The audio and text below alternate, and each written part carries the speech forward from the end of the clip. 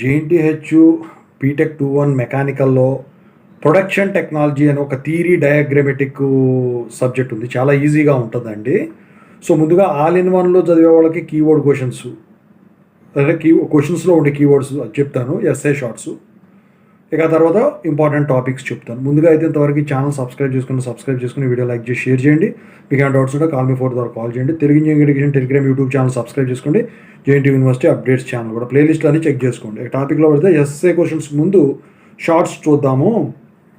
So first keyword ఏంటంటే can justify కాంబినేషన్లో వచ్చేది. రెండోది వచ్చేసరికి ఏంటంటే ఎక్స్ప్లెయిన్. ఇక మూడోది వెరీ ఇంపార్టెంట్ అండి, వై. నాలుగోది లిస్టు. ఐదోది వెరీ ఇంపార్టెంట్, వాటు. ఆరోది వెరీ ఇంపార్టెంట్ కాదు, రైటు. ఏడోది వచ్చేసరికి డిస్క్రైబ్. సో ఇవి షార్ట్స్ది కీవర్డ్స్. ఇక ఎస్ఏ క్వశ్చన్స్ చూస్తే ఫస్ట్ది వాట్ అండ్ ఎక్స్ప్లెయిన్. రెండో కీవర్డ్ ఇంపార్టెంట్ ఎక్స్ప్లెయిన్. మూడో కీవర్డు వాట్ అండ్ వై. నాలుగోది వచ్చేసరికి ఏంటంటే రీజనింగ్ టైప్ క్వశ్చన్ ఇస్తాడండి, దానికి రీజన్ ఏంటి. ఇక తర్వాత వచ్చేసరికి రైట్. ఆ తర్వాత ఎక్స్ప్లెయిన్ అండ్ హౌ. ఆ తర్వాత రైట్, వెరీ ఇంపార్టెంట్ అండి ఇది. ఇక ఆ తర్వాత వచ్చేసరికి వెరీ ఇంపార్టెంట్ డిస్కస్. ఇక ఆ తర్వాత ఎక్స్ప్లెయిన్. ఆ తర్వాత what and explain, very important. ఆ తర్వాత డిస్టింగ్విష్. ఆ తర్వాత స్కెచ్ అండ్ ఎక్స్ప్లెయిన్. సో ఇవి ఎస్ఏ క్వశ్చన్స్లో రిపీట్ అయ్యే కీవర్డ్స్.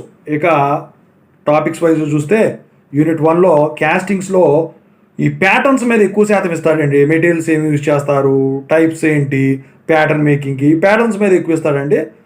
ఇక అడ్వాంటేజెస్ ఆఫ్ క్యాస్టింగ్ మీద ఇస్తాడండి. ఆ తర్వాత టైప్స్ ఆఫ్ గేట్స్ మీద ఇస్తాడండి.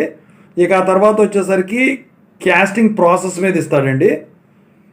సో ఇక షెల్ మౌల్డింగు వాటి మీద ఇస్తాడు. ఇక యూనిట్ 2 చూసుకుంటే వెల్డింగ్లో ఈ టైప్స్ ఆఫ్ వెల్డింగ్ మీద ఇస్తాడండి. ఆ తర్వాత ఆక్సీ ఫ్యూయల్ గ్యాస్ కటింగ్ మీద ఇస్తాడండి. ఆర్క్ వెల్డింగ్ మీద ఇస్తాడండి.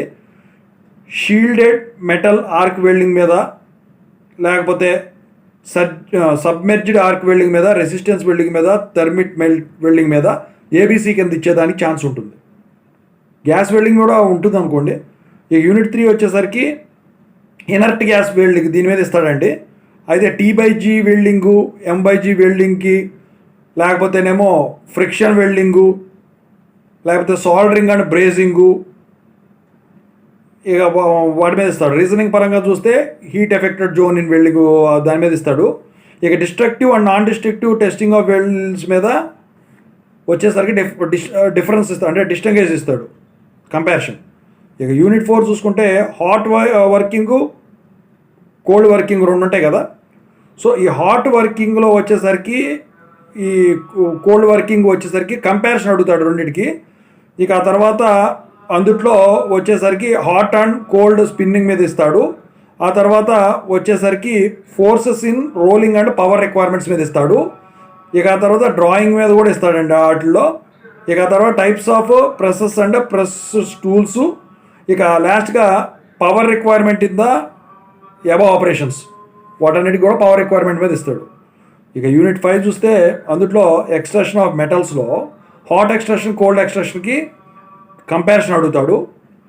ఇంపాక్ట్ ఎక్స్ట్రాక్షన్ మీద ఇస్తాడు, ట్యూబ్ ఎక్స్ట్రాక్షన్ మీద ఇస్తాడు, లేకపోతే ఈ హైడ్రోస్టాటిక్ ఎక్స్ట్రాక్షన్ ఈ మిగతా చెప్పిన రెండింటికి వచ్చేసరికి ఏబీసీ కింద ఇచ్చేదానికి ఛాన్స్ ఉంటుంది.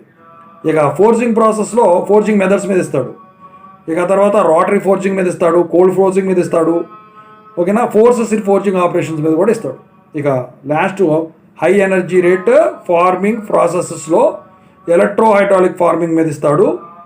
రబ్బర్ అండ్ ఫార్మింగ్ మీద కూడా ఇచ్చేదానికి ఛాన్స్ ఉంది. ఓవరాల్గా ఇది.